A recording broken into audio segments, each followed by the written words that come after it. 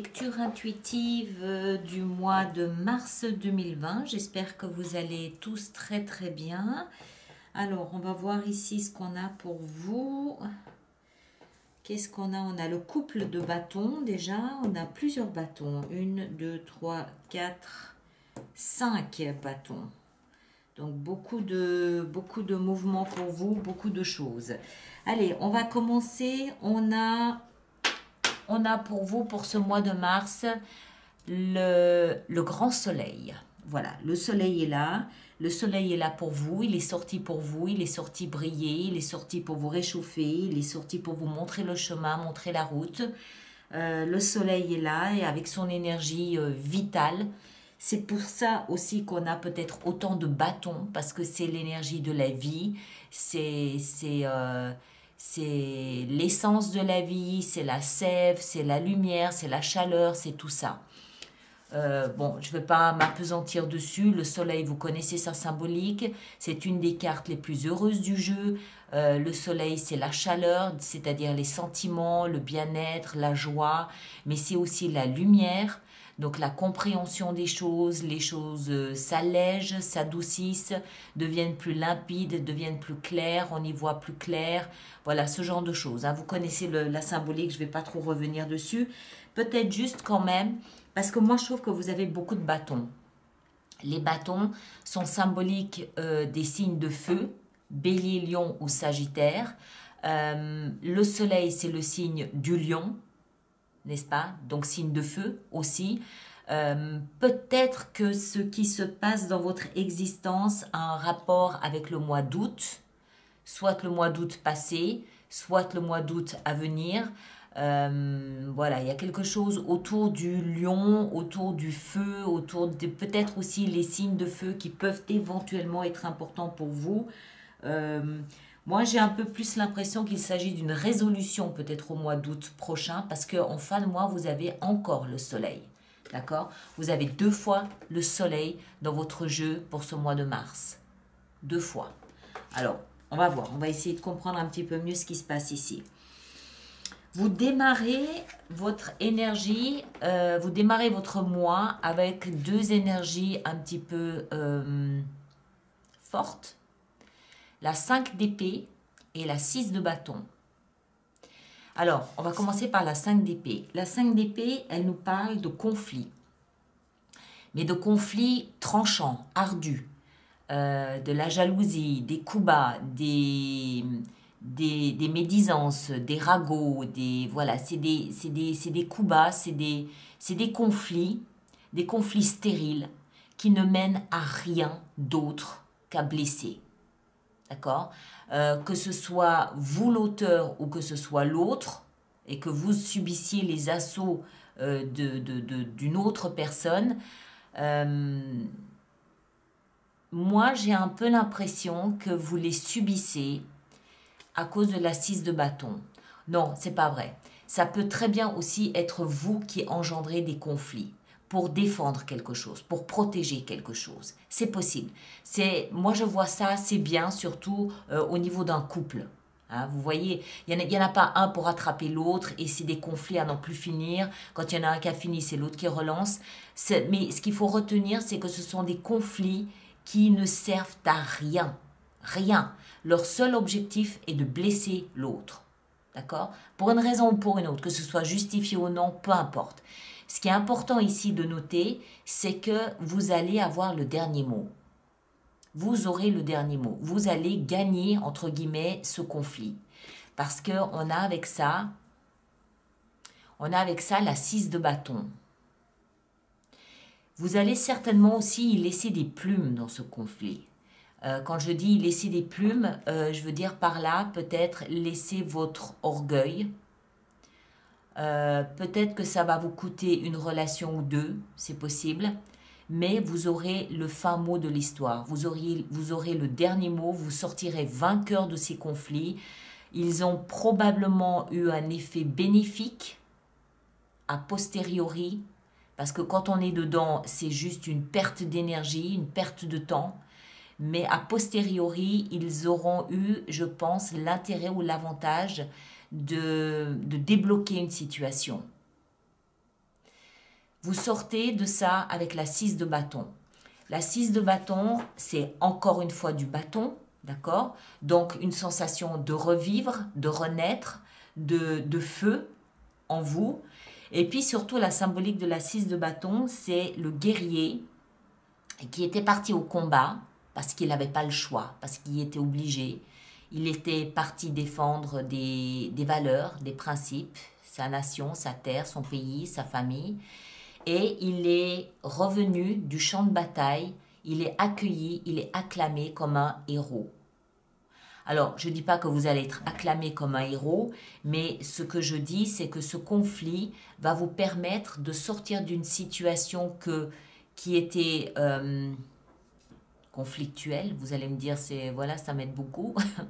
Non, ce que je veux dire par là, c'est que ça va en fait être le point de départ, le point déclencheur de quelque chose dans lequel vous serez reconnu, dans lequel votre mérite sera reconnu. D'accord? Donc, si vous viviez encore quelques-uns de ces instants de disputes stériles, sachez qu'au final, vous aurez le dernier mot et en plus, ça va déclencher une ouverture sur autre chose. D'où, encore une fois, le soleil. D'accord? Le soleil, il n'est pas là pour rien et vous en avez deux. Deux. Donc, si vous êtes là-dedans, tenez bon. Alors, ce que vous voulez le plus, vous, c'est le chevalier de denier. Alors, le chevalier de denier, il a cette particularité de symboliser la lenteur des événements. En revanche, tout ce qu'il entreprend est fait pour durer dans le temps. C'est du solide.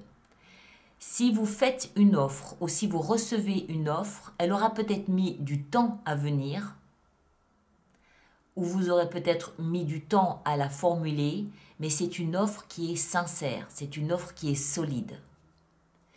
Moi, ici, ma lecture à moi, c'est plutôt que vous avez envie que les choses avancent lentement. Peut-être parce que vous avez besoin de digérer ces conflits, peut-être parce que vous ne savez pas encore très bien dans quelle direction aller. Moi, je ne peux pas m'empêcher de penser que ça vous aura quand même un peu impacté.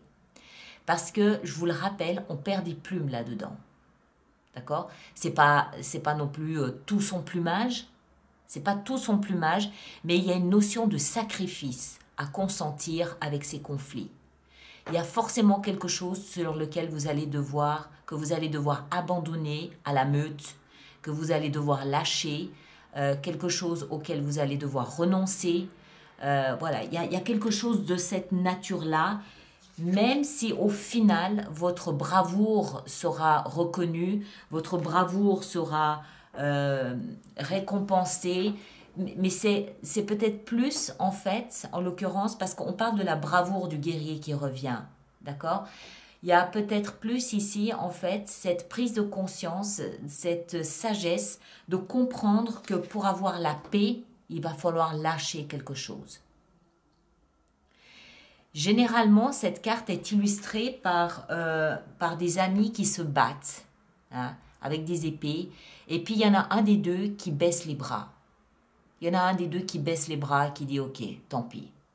Alors, certes, l'autre a gagné son conflit, mais il garde un goût amer. Il reste avec un goût amer, avec un peu d'amertume dans la bouche parce qu'il a perdu un ami dans la bataille. D'accord? Vous comprenez où je veux en venir. Vous allez devoir renoncer à quelque chose. Donc, c'est possible que, en fait, maintenant, une fois que vous lâchez prise là-dessus, vous avez juste envie que les choses se déroulent lentement. Parce que vous avez besoin de vous reconnecter à la terre, vous avez besoin de prendre soin de vous. On le voit ici d'ailleurs. Vous allez avoir besoin de temps. Juste de temps, de revenir à vos valeurs, de revenir à vos sources, de revenir à quelque chose de plus sain. Hein, la terre, les deniers représentent la terre, la nature, l'agriculture. Vous allez avoir besoin de manger sainement, vous allez avoir besoin de prendre soin de vous, de peut-être, je ne sais pas, suivre des programmes de bien-être, des massages, des choses comme ça. La reine de denier l'illustre parfaitement. Cette reine, c'est une reine qui est très territoriale, d'accord? Donc elle a son domaine, c'est-à-dire sa vie, son intimité, et elle va passer du temps à prendre soin d'elle. Elle va se rapprocher de la nature, elle va manger sainement, elle va avoir une bonne hygiène de vie, elle va essayer de... Elle va se mettre en valeur, elle, dans un premier temps. Et c'est dans la position, en fait, du cadeau, de ce qui va vous aider ce mois-ci à avancer. D'accord? C'est pour ça que je pense que les deux ensemble nous indiquent que ce dont vous avez besoin, c'est juste de temps. C'est de vous reconnecter à la nature, de vous reconnecter au sol, vraiment, aux arbres, à la forêt, aux choses comme ça, de bien manger, de prendre soin de vous pour un petit peu récupérer des forces, récupérer peut-être aussi de l'autoconsidération. Ce qui va représenter un défi, un challenge pour vous, c'est la reine de bâton. La reine de bâton, c'est une reine qui a très confiance en elle. Alors, il n'est pas impossible, je note quand même aussi qu'ici, on a deux reines, d'accord? Alors, je ne serais pas surprise que votre principe féminin, que vous soyez un homme ou que vous soyez une femme, que votre principe féminin soit mis en exergue ce mois-ci. Le principe féminin, c'est quoi? C'est l'intuition, c'est l'empathie, c'est la sensibilité, c'est la créativité, c'est l'écoute de l'autre, l'écoute de soi aussi. C'est ce côté maternant, ce côté très tendre, très doux que chacun d'entre nous avons, même les hommes. Hein. C'est pas parce que ce sont des hommes que ce sont des brutes. Ils ont aussi ce côté très doux, très tendre, capable de rêver, capable d'intuition, capable de prendre soin, capable de faire attention à soi, de se nourrir, tout ça. Je ne serais pas étonnée que ce principe soit éveillé ou réveillé ce mois-ci pour vous prendre soin de vous. J'ai l'impression que vous entrez dans ce mois de mars en étant un peu abîmé. C'est ce que je ressens. Et c'est pour ça que le soleil est là. Le soleil, il est là pour vous réchauffer. Le soleil, il est là pour illuminer la situation et vous faire comprendre que maintenant, vous êtes hors de danger. Non pas que vous étiez en danger, c'est pas ça, mais que maintenant, vous êtes en dehors de cette scène qui a dû vous pomper énormément d'énergie, énormément de... On le voit, il a mal à la tête, il n'est pas bien. D'accord? Et je pense que ça a vraiment été un problème pour vous. Bref, on revient. Donc, le défi ici, c'est de reconstituer votre confiance en vous. D'accord? La reine de bâton, c'est encore une fois du bâton, encore une fois du feu, encore un signe de feu. Peut-être que vous dealez avec une personne d'un signe de feu ce mois-ci. Moi, je ne pense pas. Je pense que c'est ce feu qui est donné par le soleil, cette chaleur, cette lumière, cette sève. On voit, elle a le feu dans la main. Je ne sais pas si ça veut focuser, voilà. Elle a le feu ici dans la main. Elle a la main qui pétille. Elle pète de feu. Elle est dynamique. Elle est motivée. Elle a confiance en elle. Elle ne doute pas une seconde de ses compétences, de sa capacité, de ses charmes, de sa capacité à captiver par la parole, par qui elle est, son rayonnement. Elle ne doute pas de son rayonnement. D'accord? Mais c'est dans la position du défi pour vous. Et pour moi, il s'agit, en prenant votre temps ici, par le biais de la nature, de reconstruire, de reconstituer votre stock de confiance en vous. Alors, après, dans votre vie sentimentale, encore du bâton. Mais cette fois-ci, ce bâton, il est dirigé pour vous protéger. La 7 de bâton de la vie sentimentale, elle nous explique que vous allez vous défendre, je dis bien vous défendre, contre des attaques extérieures. Rien à voir avec ça, hein. Les épées, c'est le mental, c'est les mots, d'accord? Donc ça, ce sont des mots qui font mal. Il y a des mots qui font plus mal que les coups. D'accord? Là, c'est les mots qui font mal. Ici, en fait, vous allez défendre et protéger ce qui a de la valeur à vos yeux. Vous allez défendre et protéger en argumentant contre les autres que ce que vous décidez de protéger a de la valeur et a du sens pour vous. Ici, il s'agit de protéger quelque chose auquel vous croyez. D'accord?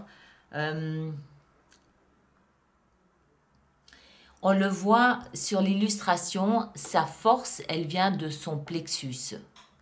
Elle vient de son plexus, sa force, elle vient de sa croyance, de sa conviction que ce qu'elle fait est juste. D'accord? Ça, c'est dans votre vie sentimentale.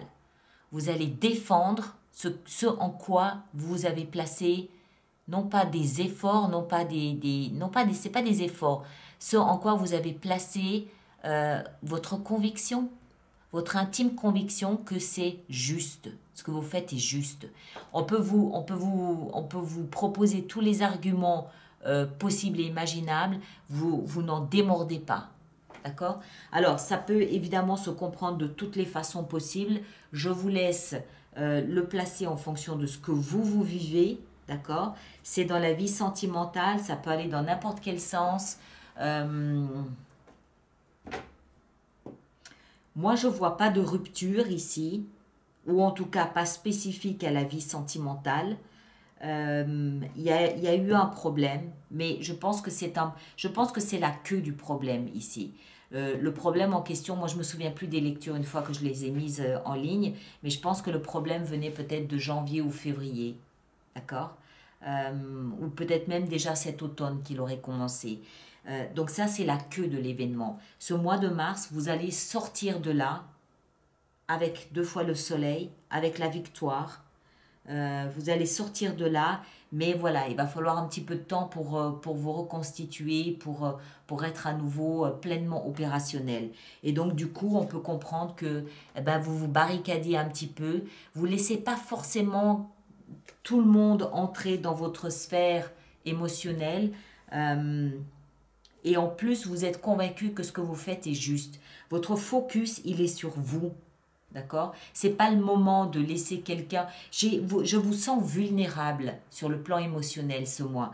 Donc c'est pas le moment de laisser quelqu'un entrer comme ça dans votre intimité et voilà. Vous avez des valeurs, vous avez des choses auxquelles vous croyez et vous allez tenir fermement la barre parce que c'est comme ça que vous êtes. Point. C'est tout.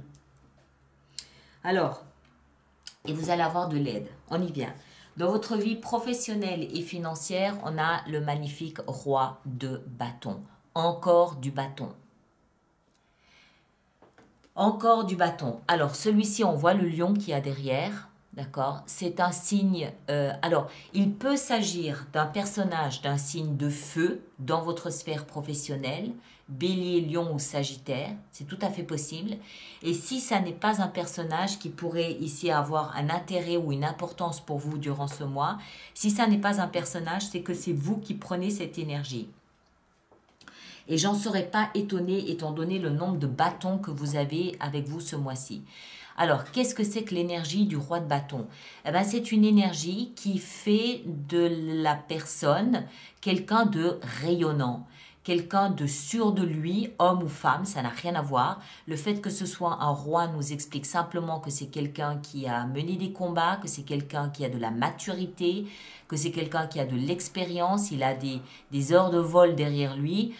Donc du coup, c'est quelqu'un qui sait de quoi il parle et quand il s'affiche sur le plan professionnel, il est respecté, il est reconnu, il est admiré, il est en tout cas vu. D'accord? C'est pas quelqu'un qui passe inaperçu sur le plan professionnel. Pas du tout. Au contraire. C'est quelqu'un qui s'impose de par sa simple présence, il s'impose. C'est pas quelqu'un d'autoritaire non plus, hein, c'est pas l'empereur, mais par sa simple, c'est quelqu'un qui rayonne tellement que lorsqu'il entre dans une pièce, on ne peut pas faire autrement que le remarquer.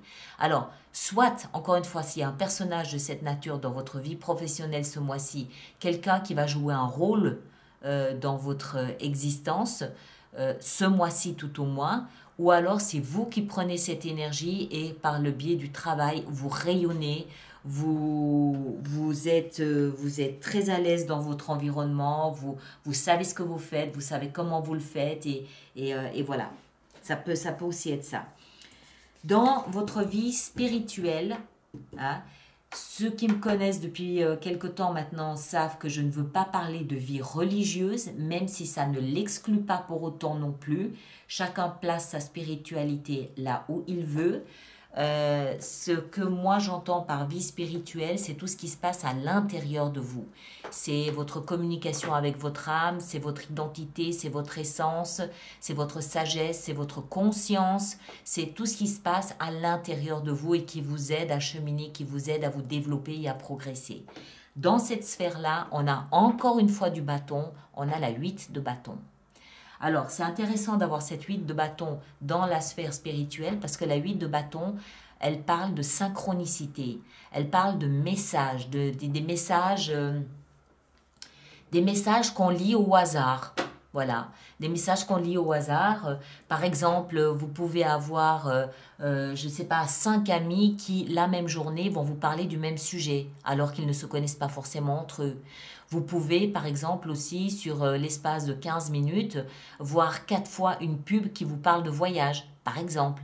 Ou voir des prénoms, ou je ne sais pas, c'est des synchronicités, ce sont des messages, des signaux de la vie, de l'univers qui viennent pour attirer votre attention sur un sujet ou un domaine bien particulier. Et ça, c'est dans votre sphère spirituelle.